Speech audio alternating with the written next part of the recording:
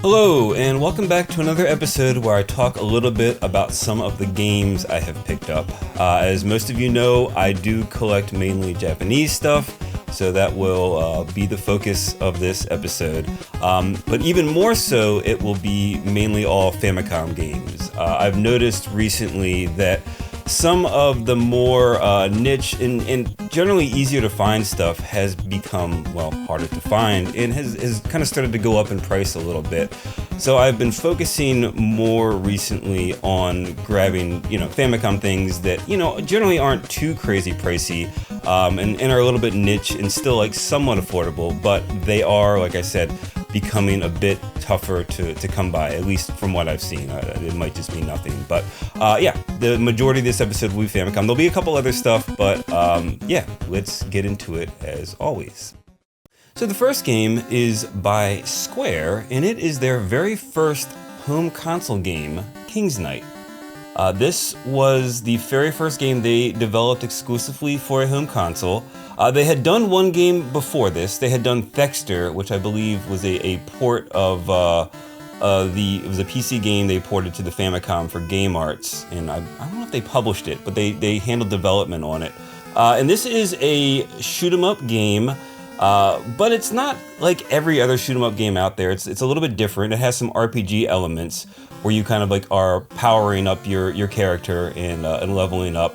And you play as 4 different characters throughout a bunch of different stages. And in the final stage, you actually play as all 4 of the characters here and have to take on the final boss. So it's pretty cool. I wouldn't say it's a great game by any means. I'm not even sure if I would call it a good game. But it is very forward-thinking and has a lot of really cool ideas that would define Square in the future. So it's kind of cool to have this one in the collection. It's also one of I think it actually is the first game that Square published in the West under the Squaresoft moniker. You can see the little square down here. I believe their games before this were handled by other publishers, but King's Knight was the game that they first published themselves. So, and this came out just 1 year before Final Fantasy in Japan. So that was obviously what put them on the map, but this was kind of cool to see some of those elements make it into Final Fantasy later on. So yeah, very, very cool game, cool part of gaming history, especially if you're into like Final Fantasy and Square stuff. So, cool little game. Next up, we have a game from Konami, yet again for the Famicom, and this was released in 1989, and this is called Cosmic Wars. It is a tactical, turn-based strategy game set in the Gradius universe, which is very, very cool. Contains a lot of familiar ships like the Big Viper, the Big Core, all kinds of stuff like that, and it was exclusive to Japan. And there's really not a lot to say about this, honestly.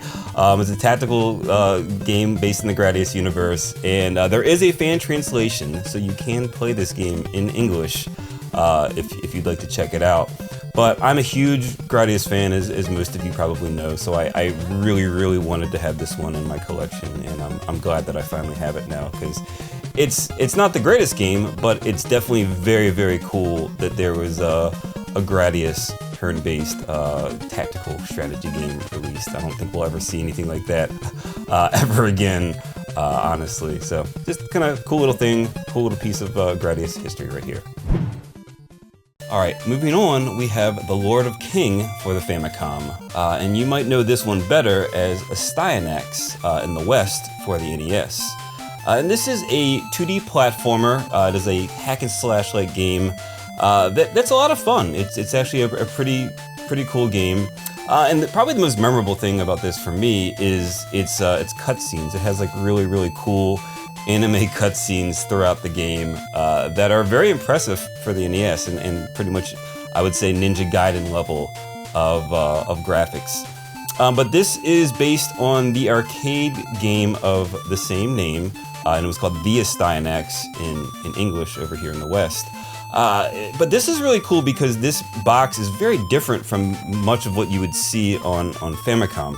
Very different size, and the cartridge is actually pretty cool too, because it is very unique and different from everything else you'd see on Famicom, because it has a little cover. So this covers the actual cartridge here, which is kind of simulates the dust covers we had over on the NES, but this is like a nice plastic case. I don't know if there's any other Jaleco releases that are this kind of cartridge or not. I would love, if you've seen anything, please let me know in the comments. But I just thought this was really cool, and I love the game, and I played it a lot as a kid. So it is one that I'm very happy to add to the collection, while it is still very affordable. Alright, keeping with the Famicom theme, we have one from Capcom, and this is Higemaru Makaijima Nanatsu no Shima Daibolken, which translates roughly to Demon World Island, Great Adventure of the Seven Islands. And this is a sequel to Capcom's third video game ever, Pirate Ship Higemaru, which was released, I think, in 1984. There is a video I did about the game, so you can check it out. Shameless self-promotion included. I'll leave a link in the description below for it if you want to take a look at it. But this is similar to the arcade game where you play as Momotaro, who can throw barrels and other items, pick them up and throw them at enemies. There's a much bigger emphasis on exploration and like moving through different islands and a lot of different screens, whereas in the original Higemaru, you would have just one screen, and it would be kind of like almost like a maze puzzle-like game, so sort of like Pac-Man in a weird sense, or Pengo. But yeah, very, very cool game, great sequel. And it has a lot of cool cameos from, surprisingly, a bunch of Ghosts and Goblins, or Makai Muda, enemies that appear in the game, and you have to take them out on one of the islands. It's very, very cool if you're a Ghosts and Goblins fan like I am. But this one was exclusive to Japan. It never made its way over to the West. Apparently it was supposed to be localized, and Capcom even had like a prototype localization for it, but it got canceled. I think it was called Makai Island. They were going to call that for the Western release. Unfortunately, it was scrapped, but thankfully there is a English translation available, so you can still play this game in English if you so desire. And it's a cool game. I recommend checking it out if you're curious. So yeah, cool little Capcom game, and a very early release for them too. Alright, here's another one from Konami. This is Ganbare Goemon Gaiden 2. And much like the first Ganbare Goemon Gaiden, it is an RPG similar to Final Fantasy and Dragon Quest, where you kind of like, it's turn-based battle and you work your way through dungeons and you level up characters and you progress through a story. Very similar to, like, you know, any standard RPG back in the late 80s, early 90s. But very, very fun little game. There is a full English translation if you want to check it out for this and the first game, so you can play through them both. And one of the coolest things about this game is that you can actually recruit Simon Belmont of the Castlevania series, and you get him as a guest character, and then you can you do battle against Dracula, and then once you beat him, he leaves the party. But just a cool little cameo and something that Konami was doing a lot in the early 90s, which is when this came out. But I'm a big Goemon fan, so I definitely wanted to grab this one, especially with this great, this cover art is awesome, so happy to have this one now. Alright, and now we have a Famicom twofer, and more specifically a Hudson Soft twofer, both of which released in '87. We have Bomber King, and we have Hector 87. So first off, Bomber King is a spin-off of the Bomberman series, like more of a sci-fi, I would say more serious kind of a spin-off that has like Bomberman-like gameplay, where you're kind of like exploring different stages and blowing things up to find different items and whatnot.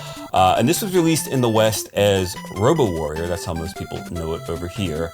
But it's a game I played a lot as a kid, and I wouldn't say I particularly loved it, but it is very nostalgic for me, and I am very happy to say that I finally finished this last year legitimately as an adult. So it was a nice little one to check off the old list from the backlog.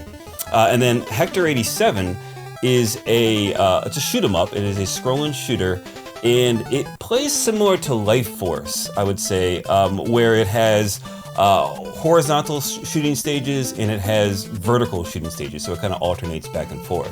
But these games were developed concurrently, and they released within weeks of each other in Japan in summer of 1987.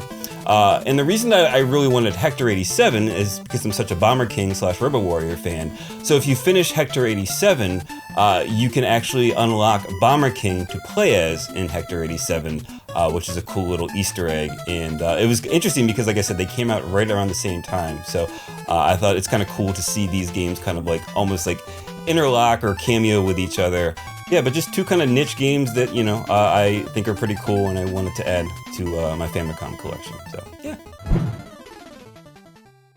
Finally, moving away from Famicom stuff, we have a handheld Game Boy Advance game, and this is Slime Mori Mori Dragon Quest. This is the first game in the Slime Mori Mori series, and it is part of the Rocket Slime series as we would know it in the West. Granted, we only got one game in this series. So this is the first game. Rocket Slime over here on the DS would be the second game. And then there is a third game on the 3DS. So this was Japan exclusive, obviously. And it is an action-adventure game with gameplay very similar to Rocket Slime. But it does lack like the giant mech battles that the sequel has. But the other gameplay is pretty much the same. There was a fan translation, I believe, in the works at one point, but I don't think it was even finished or ever finished. I'm not even sure if it came close to being finished, but I would love to see this game finally get a full fan translation at some point. I don't know if it's ever going to happen, but wishful thinking. But yeah, I love Rocket Slime, so this was one I really wanted to have, and I want to get the third one at some point too to complete the trilogy. But really cool game, and honestly pretty affordable too. You can get this one for pretty affordable these days, at least for now. So yeah, cool game. Next up, we have a GameCube game releasing in 2001. It is Dairanto Smash Bros. Deluxe, known in the West as Super Smash Bros. Melee. And there's not really a lot to say about this. It's one of my favorite games of all time. I've probably dumped over 3,000 hours into this game, and I even was kind of like into the tournament scene a little bit years and years ago. But it is a fantastic game. I love the cover art. It is, like I said, one of my favorite games of all time. So I really wanted to get the Japanese version of this because it's just so awesome and just, you know, one I love to have in the collection simply for pure nostalgia. So pretty cool game and really cool cover art. Definitely pick this one up if you're a fan. And last up, we have a Metroid game. This is Metroid Prime Hunters for the Nintendo DS, specifically the Japanese version. And as you can see, it has a really cool foil shiny cover. The spine is shiny too, which makes it really nice. And this was a game for the DS that was very, I would say, revolutionary. I don't know if it caught on really, but it was a first-person shooter. And you would use the D-pad to control Samus, and then the stylus to like aim and fire. So it was kind of almost like a mouse and keyboard like situation, and I would say similar to like the Wii, what the Wii did with the Metroid Prime series. So this was kind of like almost like an introduction, I think, to what where Metroid went with the Wii. But it had a full single-player campaign, and it also had multiplayer. Which was very impressive for the DS because it was online multiplayer with voice chat. I never played it when it was out, so I can't really speak to how well it worked, but it was very impressive and forward-thinking for a console as underpowered as the DS. And this is the next step in my Metroid, my full Japanese Metroid collection, which I'm nearing the end of. I'm almost done. But this is one step closer to finishing it up, and one that I'm very happy to have. So that about does it for this video. I hope you enjoyed it. I apologize because there are so many niche Famicom games in here that I think most people probably just don't care about, honestly. But they are special to me. And like I said, I've noticed Famicom prices have been kind of going up a little bit and becoming a bit more harder to come by. So I wanted to grab some of these games before they got out of my affordability range, honestly. So let me know if any of these games, you have any memories of them, if anything resonated with you, and please let me know if there's anything you picked up recently that are special to you or that you're very happy with, you want to chat about. I'm always down to talk about game collecting, especially Japanese game collecting. So thanks again for watching, and I will catch you next month most likely. Bye.